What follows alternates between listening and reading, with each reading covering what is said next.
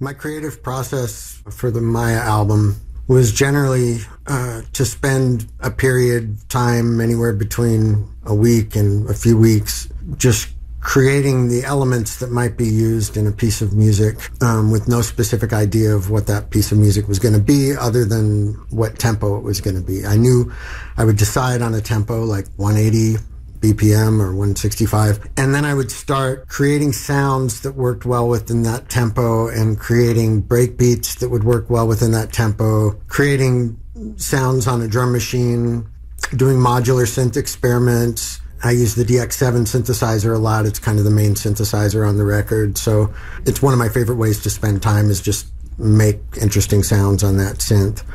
But I'd usually have a basic idea of a key that I was going to be working in and the tempo, and sometimes there would be like a fake sort of one-bar piece of music that I would just use as a reference point to create breakbeats to and create samples to. And then at some point or another, I would have a lot of elements to work with, and something would appear, whether it was a synth sound that went really good with a particular melody, or a combination of, say, like 6 breakbeats mixed together that were all separately treated and repitched, retempoed, all that stuff. And I'd find myself being ready to begin making the tune. And the tune would take, I don't know, somewhere between like 5 and 7 days or something. With so many elements in place, the recording of the tune didn't usually get interrupted by too much technical stuff because I'd generally done that beforehand when I was in the dark about what the piece of music was going to actually feel like. But when the feeling presents itself, then I'd move ahead. Even though I have a studio that has a lot of gear in it, I try to make music with using as little of it as possible, like try to limit myself to pretending for that track like I have only 4 or 5 things in my studio. It's creatively appealing to just take a synthesizer and try to create a part from scratch rather than trying to think of a part in advance and then realize your idea. It's one of those transitions that's happened in my moving from being just a guitar player to being an electronic musician. Is I used to be very attached to ideas as they would appear in my head, because that's usually the way songs come about, as you hear the words or the melody or in your head, or the chords in your head. And in electronic music, it works really well to not have a preconceived idea of where you're going, and to sort of work with the machines in a way that the machines are sort of spitting ideas back to you that you didn't expect. And I like machines that are interactive with the human brain in that way. I never even considered using guitar on this record. I stopped using guitar in my music years ago, and it just gradually phased itself out. I just lost interest in the guitar as an instrument of performance. There's something magic that happens when I play with Chad Smith and Flea and Anthony that makes guitar seem very infinite to me. It's really exciting for me to just take a very limited instrument like a Stratocaster, and just through the way that I play it and with the effects and through the type of interaction that I do with those people, to make it seem like a different instrument for every song. And for me, when I'm at home, I prefer synthesizers, and I prefer drum machines, and I prefer samples. Like those are the instruments that seem most infinite when I'm just by myself in a recording studio. I'd like to name some electronic musicians that I found particularly inspiring while I was making this record, some of which may sound similar to the record and some of which doesn't, but I think it was all inspirational for me. Mark Fell. I really love everything Mark Fell does. He does great things with FM synthesis, which is the form of synthesis that I'm most interested in at the moment. I've been into his music for a long time, about 20 years or so. And I find his music inspiring because he tends to make things that are both very simple and very complex at the same time. And then there's like someone like LB, who he's one of the main people who sort of took the concepts from UK garage and gradually transformed them to dubstep. And he accomplished what he did with very little gear. And I just feel like there's a lot of heart in his music, and I found it very inspiring. Also, just there's so many great hardcore and jungle producers from 91 to 96. Remark, Busy Bee, Foul Play, DJ SS, Four Horsemen of the Apocalypse, Mind Therapy, Beats Are Us. There's all kinds of people that just did one or two things. Oh, DJ Crystal, DJ Focus. And then there's musicians like DJ Rashad, whose music that I've found really inspiring ever since I found out about it. For me, like him and Burial, as far as people who have come up in the last like 15 years or so, they're my favorites. Like I'm really into the the so-called IDM people like Aphex Twin and Autechre and Square Pusher, but I'm also really into like Ghetto House and Juke, people like DJ Dion and DJ Funk, and the Dance Mania label, and the footwork that came out of that with like people like RP Boo and DJ Spin and DJ Manny, and but especially DJ Rashad.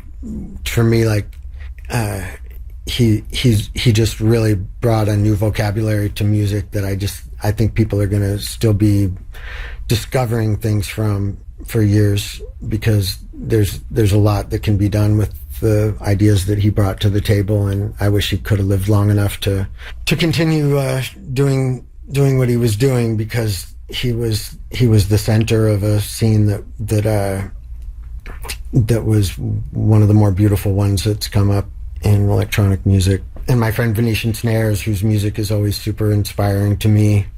Also, I have friendships with DJs who are around because my partner is a DJ and big part of the rave community here. So she's very inspiring to me. Like we have a friend who goes by the name Wheezy, who's very inspiring to me.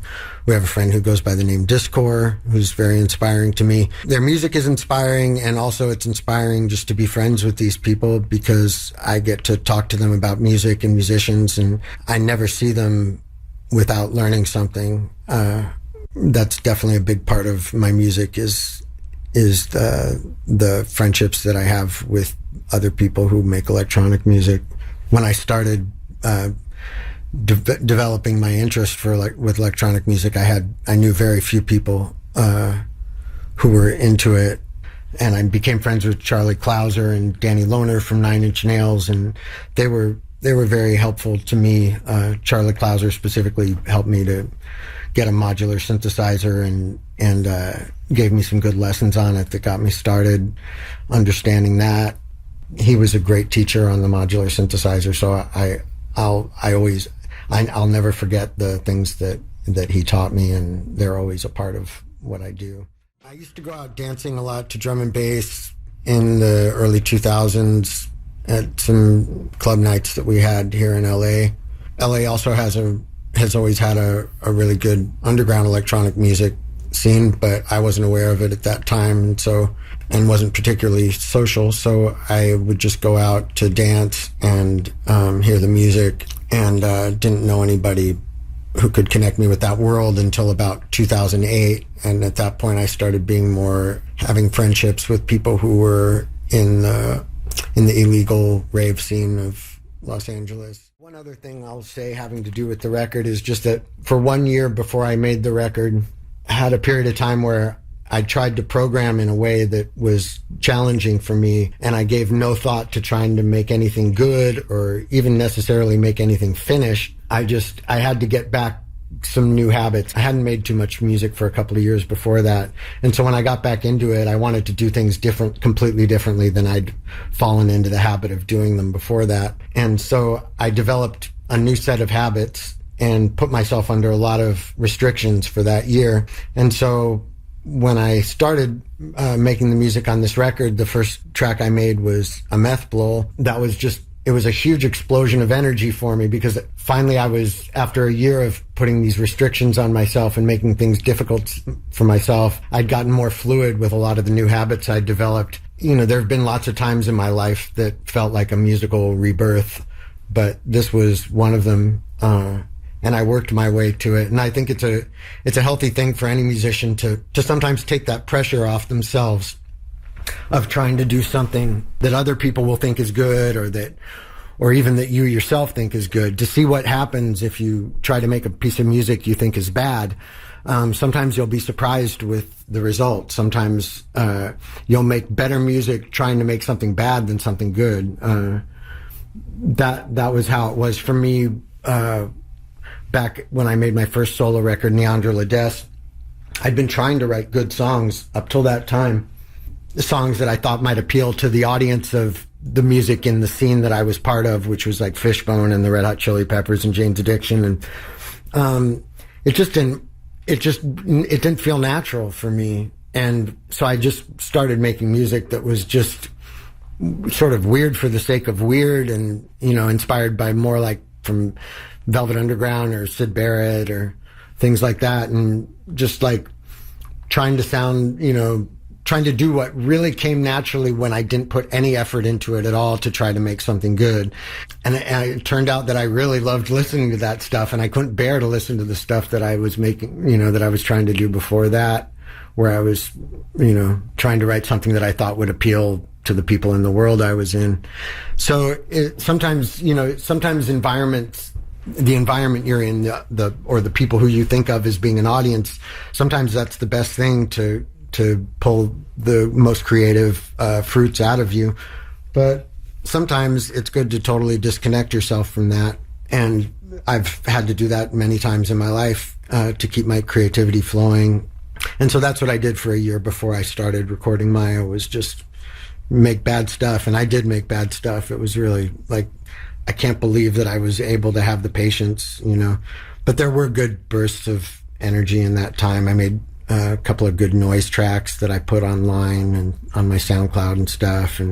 But in general, I had to put aside all considerations of any kind of criteria of good in order to make sure that I would have a new musical language. So when I did come to make music, I could do it in a way that I'd never done it before.